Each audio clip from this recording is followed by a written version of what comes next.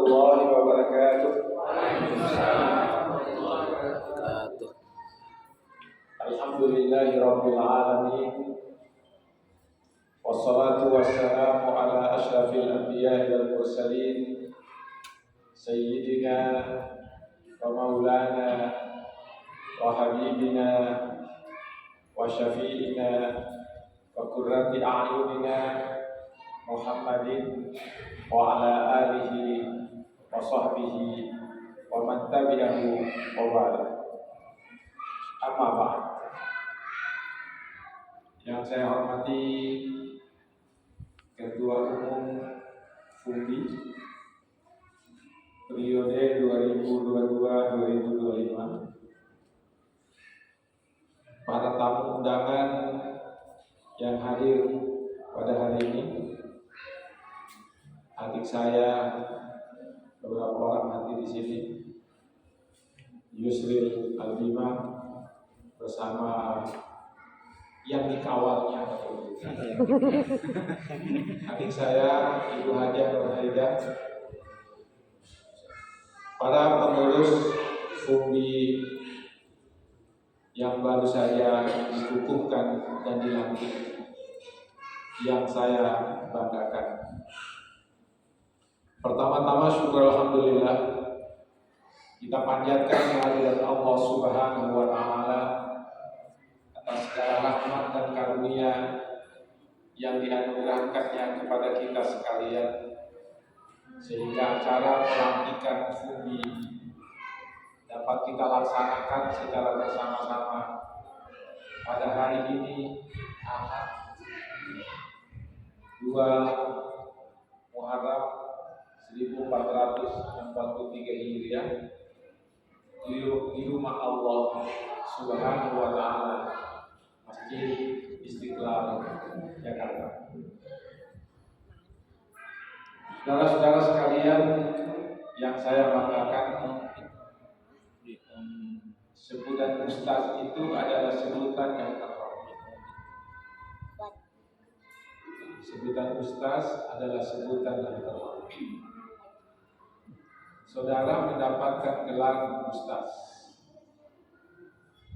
Kalau ustaz dalam bahasa Arab itu profesor. Itu profesor. Tapi kita di Indonesia terlalu mudah memberikan gelar kepada seseorang yang berprofesor sebagai ustaz. Itu artinya apa? Bahwa masyarakat Indonesia memberikan sebutan yang sangat mulia kepada orang-orang yang berilmu.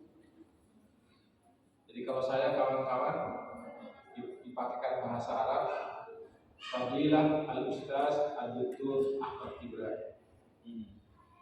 Kalau Ustaz Husni Ismail tidak boleh dalam bahasa Arab dipanggil Fadilah Al-Ustaz Husni Ismail Al-Magister. Tidak boleh. Karena Al-Ustaz itu adalah profesor. Karena itu sebutan yang disandangkan kepada kita sebagai ustaz muda adalah sebutan yang paling tinggi. Karena itu saudara-saudara punya tanggung jawab untuk menjaga sebutan sebagai ustaz, sebagai derajat yang paling mulia dari masyarakat yang ada di sekitar. Itu al-ustaz, profesor. Tetapi ustaz dalam bahasa Indonesia adalah guru yang mulia dan guru di bidang agama. Itu bedanya. Saudara-saudara sekalian, kalau ulama itu jamak dari al-alim. Al-alim, al-ulama. Karena itu al-alim adalah orang yang berilmu, orang yang punya wawasan yang luas dan dalam. Predikat alim juga itu tidak sembarang diberikan kepada seseorang. Tapi mereka yang mendapatkan sebutan al-alim adalah mereka yang punya wawasan, punya pengetahuan yang luas, yang pada umumnya difahami sebagai ilmuwan dalam bidang ilmu agama. Tetapi sebenarnya al-alim dan al-ulama yang jamaknya itu sebenarnya ulama dalam bidang apa saja, baik di bidang agama maupun di bidang yang lain. Tetapi kita seringkali membatasinya. Ustaz Firgaya, Ustaz Ismail adalah ulama. Lalu pengertiannya adalah ulama yang memahami, yang menguasai bidang ilmu agama. Padahal sebenarnya ulama itu tidak hanya menguasai bidang agama, tapi juga menguasai bidang ilmu. Lain lagi kalau sebutnya al-mu'allim dan al-mudarris. Seringkali orang menyamakan al-mu'allim al-mudarris. Beda. Al-mu'allim itu adalah seseorang yang memberikan pengetahuan kepada orang lain, di mana pengetahuan itu sebenarnya belum diketahui oleh sang murid. Saya mengajarkan sesuatu yang dia belum tahu. Itu al-mu'allim. Karena itulah para ustaz yang saya hormati, al-mu'allim itu cocoknya untuk guru TK, al-mu'allim. Kemudian guru madrasah ibtidaiyah, al-mu'allim. Sanawiyah masih disebut al-mu'allim. Aina tu'allim? Ana mu'allim al-madrasah al-thanawiyah. Madrasah aliyah sudah bisa dikategorikan mu'allim maupun mudarris. Kenapa? Karena anak-anak di SMA dan madrasah aliyah itu sudah pintar mencari ilmu sendiri dengan banyak membaca. Nah, tinggal nanti para guru dan ustaznya memberikan dorongan kepada mereka untuk belajar lebih giat lagi. Maka disebut al-mudarris. Al-mudarris itu adalah orang-orang yang mendorong orang lain untuk belajar terus. Kita sudah pilih. Ana mu'allimuk. Daripada hati pada awal ini. Itu mu'allim. Ngobrol pada begini. Kamu sudah tahu, Anda sudah tahu. Tapi saya sedang sekedar mendorong engkau agar engkau belajar terus. Itu mudarris. Ya. Karena itu maka seorang guru di perguruan tinggi disebut mudarris. Aina ta'mal? Ana mudarris. Fin tadrus? Fin anta mudarris. Ana mudarris fi kulliyati at-tarbiyah qismul lughah al-arabiyyah Jami'ah Syarif Hidayatullah Al-Islamiyah Jakarta. Itu berarti dia sebagai mudarris boleh jadi mahasiswanya lebih banyak tahu daripada dosennya. Iya. Karena itu dia S2 S3 tidak boleh mu'allim, mudarris. Karena dosennya banyak sibuk kemana-mana, sehingga kurang membaca. Bayangkan kadang-kala lebih banyak tahu muridnya daripada dosennya. Karena itu maka dia disebut mudarris. Tetapi harus diingat, kemenangan mudarris itu luar biasa. Kalau membimbing disertasi, wah, jangan coba macam-macam dengan mudarris. Ada mudarris itu yang terlalu ketat, dia menjaga dia terlalu zaim dengan mudarris itu. Ya. Tapi ada dosen juga yang tidak terlalu mendidikan.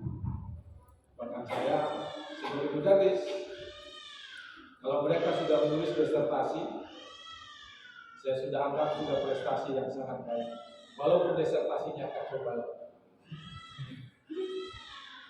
Kacau balau dalam pengertian belum sempurna betul. Karena saudara-saudara sekalian, tidak ada disertasi yang sempurna di dunia. Tetapi yang terbaik adalah saudara calon dokter kita dengan disertasi apa aja. Itulah dokter yang menunggu. Bukan dokter yang menunggu. Saya mau tulis dulu sempurna, abadan tidak akan pernah bisa dokter. Maka saya bilang sama adik saya, Ustaz Husni, sudah tulis aja apa yang bisa ditulis. berilah tugas promotornya memeriksa tulisanmu itu supaya cepat dokter. Yang penting disertasi itu selesai dari bab awal, bab pertama sampai bab terakhir. Ini ustaz, alim, muallim, mudarris. Boleh jadi seseorang itu memiliki kelima-limanya. Boleh dia jadi ustaz, boleh dia jadi muallim, boleh dia jadi mudarris, boleh dia jadi alim. Tetapi alim yang paling hebat atau mudarris yang paling hebat, muallim yang paling hebat, ustaz yang paling hebat, al-ustaz al-mutahallim bil akhlaqi al-mahmudah. Di situ letaknya. Sehebat apapun ilmu kalian, tapi kalau akhlaknya tidak baik, gelar-gelar tadi itu menjadi gelar yang hanya melekat secara fisik, tetapi tidak melekat secara zahir dan batin dalam hidup. Saya ingat kata Nabi, karena itu banyak orang bertanya kepada saya, apa nasihatnya Pak di sini oleh banyak orang. Saya ikuti hadis Nabi. Kata Nabi, innakum la tasa'una an-nasa bi amwalikum. Mungkin kawan-kawan pernah hafal hadis.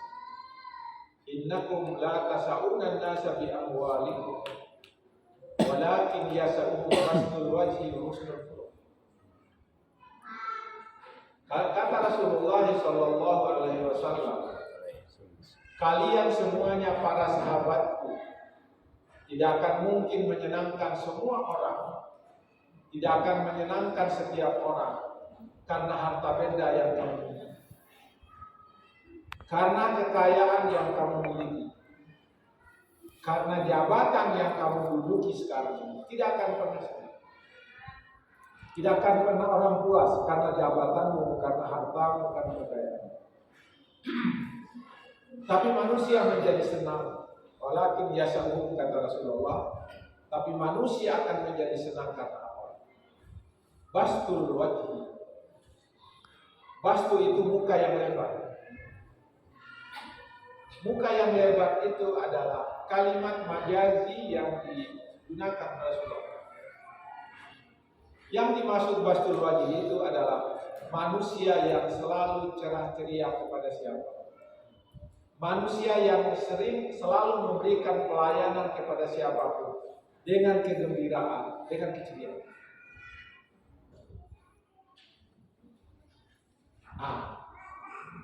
Yang kedua kata Rasulullah, wa husnul khuluq, dengan akhlak yang mulia. Itu orang Islam. Kalau ada seseorang yang dengan akhlak yang mulia, tetapi susah diajak ngobrol orang lain, kekurangan. Oh, dia susah ngomong, bro. Susah ngomong, diajak ngomong kita dicuekin kita. Itu kata Nabi, rajulun gairu basitun wajh. Manusia yang tidak cerah ceria. Hidup ini harus dengan konteks seperti ini. Bastul wajhi, selalu cerah ceria sama Allah. Wa husnul khuluq, dan akhlak yang baik. Kawan-kawan sekalian, saya punya resep hidup. Bagaimana resep hidup saya agar batin saya menjadi batin yang senang dan gembira? Yang pertama, tadi saya sudah bisikin Ustaz Husni, ada 7 konsep sehat batiniah yang saya sering lakukan. Yang pertama, tidak boleh ada suudzon.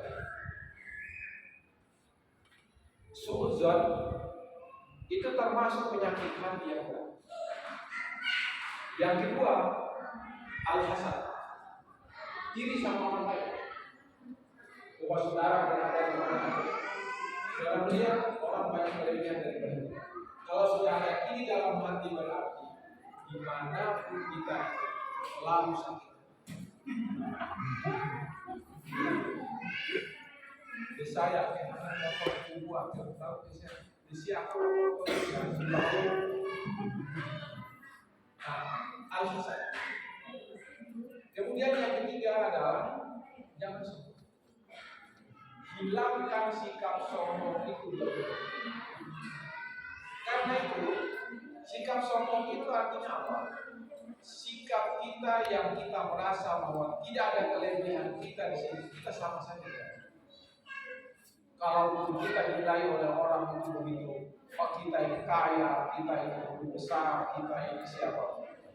Hati-hati dalam gampang sekali lahir zarat min kibri di sini. Sifat sombong dalam kita. Karena orang yang bisa menimbulkan kesombongan dalam dirinya adalah orang yang selalu merasa bahwa dia adalah seseorang yang punya banyak kelebihan.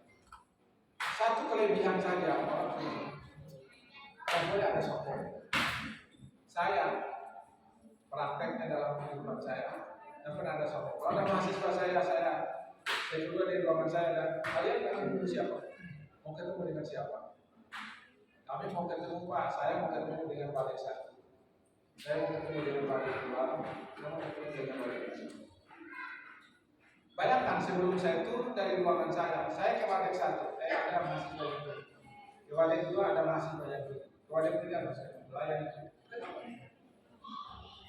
Karena saya tidak suka melihat mereka menunggu lama-lama hanya karena menunggu dekanya. Apalagi dekanya tidak punya tamu. Pada tamunya ada apa? Karena itu saya melayani mereka. Karena apa? Pelayanan yang diberikan itu adalah sedekah. Kita tidak perlu keluarkan uang di sini. Tidak perlu. Mohon anak-anak itu dia. Jadi coba kalau kita melayani mereka itu berarti membuat mereka senang. Kalau kata Nabi, idharus sururi fi qalbil mu'min shadaqah. Membuat orang lain gembira ria dan cerah ceria. Maka setiap orang yang membutuhkan saya berikan kegembiraan kecuali satu, kecuali seorang perempuan yang ingin kepada saya dan menjadi istri kedua.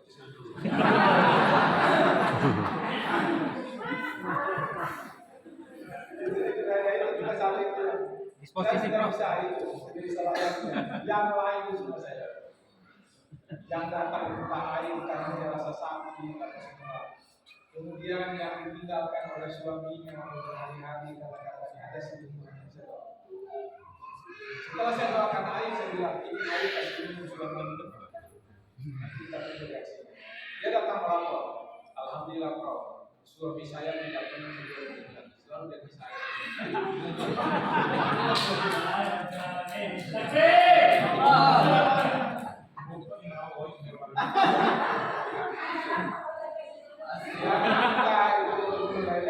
Yang mereka minta itu tidak betul. Alhamdulillah semuanya dapat. Saya kira kalau ada yang tidak dapat, saya malam bertanya sama saya. Bro, saya sudah cari setengah mati tidak dapat. Bagaimana kalau bro saya sebut?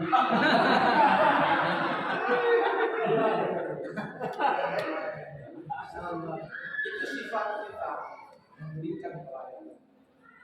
Karena itu kawan-kawan sekalian, tugas kalian sebagai ustaz muda memberikan pelayanan kepada kita.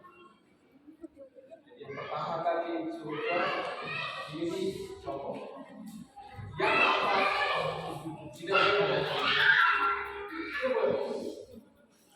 Bohong itu salah satu akhlak yang tidak baik. Hindari kebohongan. Hindari kebohongan. Kenapa? Itu adalah akhlak yang tidak baik.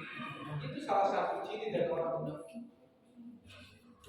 Kemudian yang berikut adalah hindari suka marah.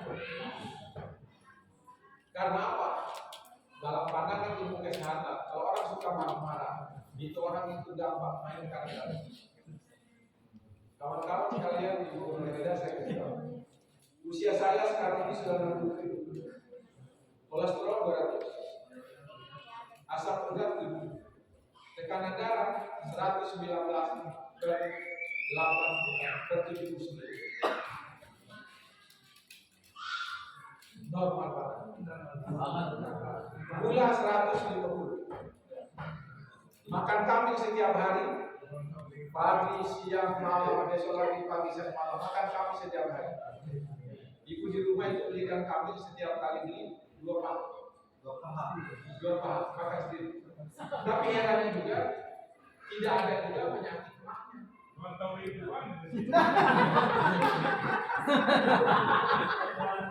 Biasanya katanya kalau orang selalu makan kambing, penyakitnya penyakit mah.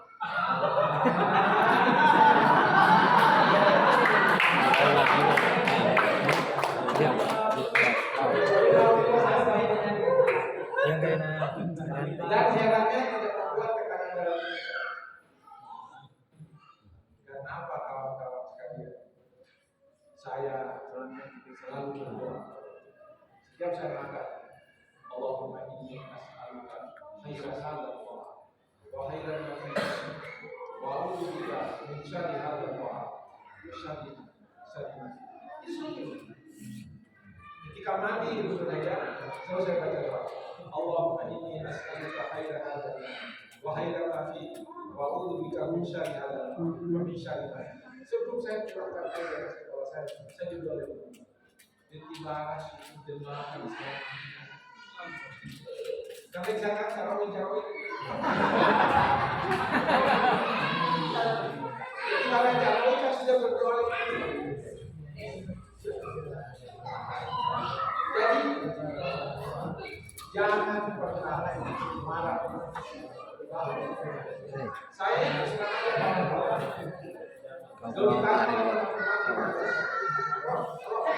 lompat tari aja. Kalau tari. Kalau saya marah, Kalau tari.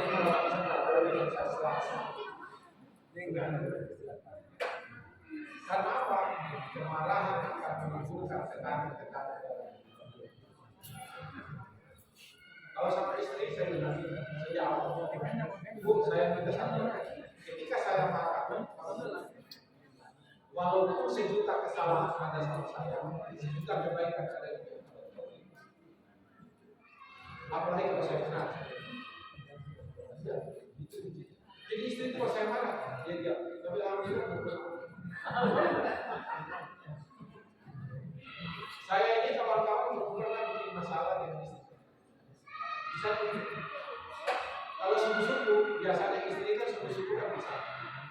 Saya itu bangun ada apa? Saya turun saya. Istri saya bangun sudah lengkap semua, sayur sudah ada, kambingnya sudah ada, ikannya sudah ada. Bahkan saya siapkan apa? Teh. Karena apa? Itulah sifat rahmatnya suami kepada istri. Ketika istri tidak mampu melaksanakan. Kemudian istri juga melaksanakan menunaikan sifat rahmat kepada suaminya ketika suami tidak mampu. Saya tuh kalau di rumah, misalnya ibu bilang, tapi karena masak, sudahlah masak. Saya bikin singgah begini. Kalau pulang belum masak, saya siapkan masakan. Kalau saya mau cepat-cepat, kan keluar dari jangan pernah ada. Makanya kawan-kawan harus tahu, ketika kita berjalan itu sekumpulan masalah dan ketika kita dinikahkan dengan seorang perempuan sudah datang untuk tumpukan masalah. Tambah anak 1 sudah 3 tumpukan masalah. Tambah anak 2 lagi sudah 4 tumpukan masalah. Kalau kita tambah istri lagi sudah 5.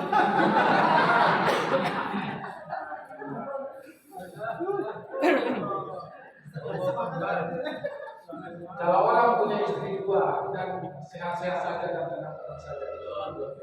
Berarti dia sanggup menyelesaikan semua masalah. Karena saya tidak sanggup menyelesaikan masalah, jadi cukup 1 aja. Itu jadi jangan. Coba dulu, Prof. Kemudian yang keenam,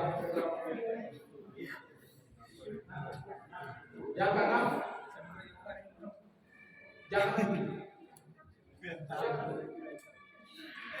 pelit itu jangan diartikan dalam kaitannya dengan harta.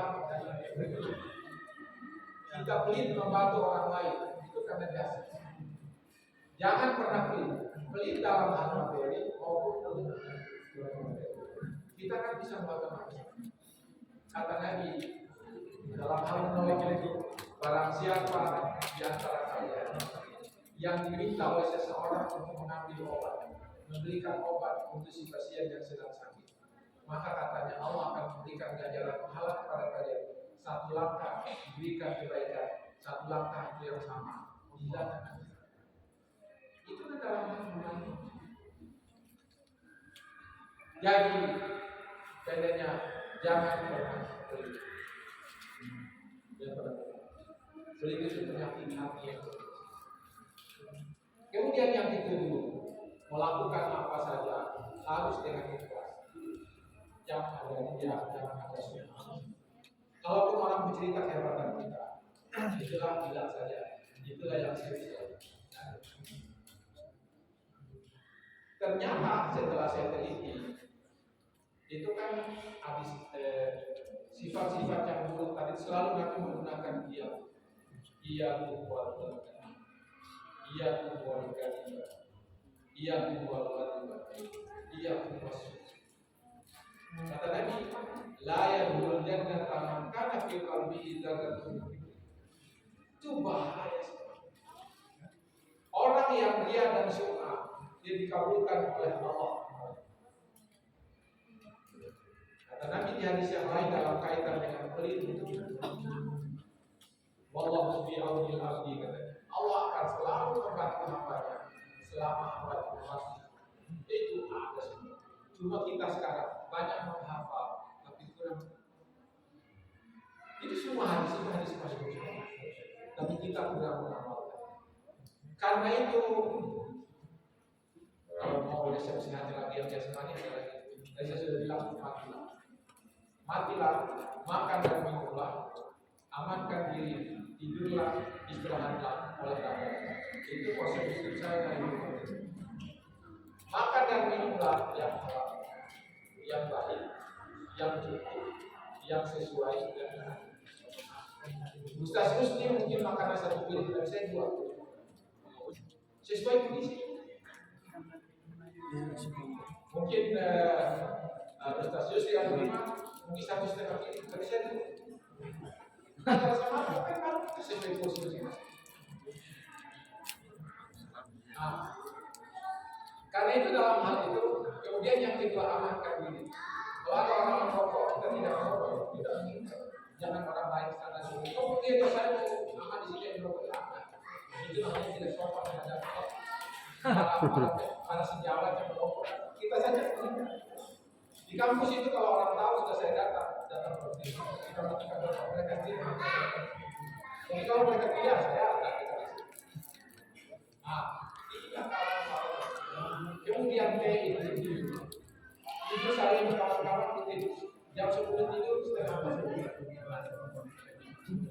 Kemudian istirahatnya sehari itu saya 1 jam setiap hari. Kemana pun saya pergi olahraga jangan tahan. Usia sekarang olahraga masih bisa jalan di pagi. Mungkin pagi-pagi langsung bisa di Facebook. Tangan kiri ada kayak sudah yang